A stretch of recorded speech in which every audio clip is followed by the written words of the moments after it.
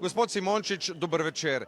Kaj torej pravite o vseh teh ukrepih, ki jih pripravljate in kaj pravite o tem, kar se že ve, da bo storila vlada? Napovedal je premijer rigorozne ukrepe. Dober večer želim. Nocoj se je v Novem mestu in na Dolenjskem zgodil narod in prav je tako. Končno nas predsednik vlade in ministri poslušajo in nas morajo poslušati. Župani se že vrsto let trudimo za izboljšanje razmer na tem področju. Nihče nas do sedaj ni slišal, nihče ni naša prizadevanja in opozorila vzel resno. Žal se je zgodilo, kar se ne bi smelo nikoli zgoditi. In sedaj smo tukaj, da poskušamo rešiti nastalo situacijo. Župani imamo konkretne predloge, ki smo jih danes predsedniku vlade povedali in upamo, da jih je slišal.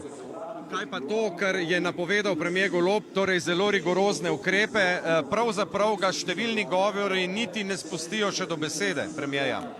Glejte, vsekakor zahtevamo najprej ureditev varnostnih razmer, torej Dolenjci rabimo varnost.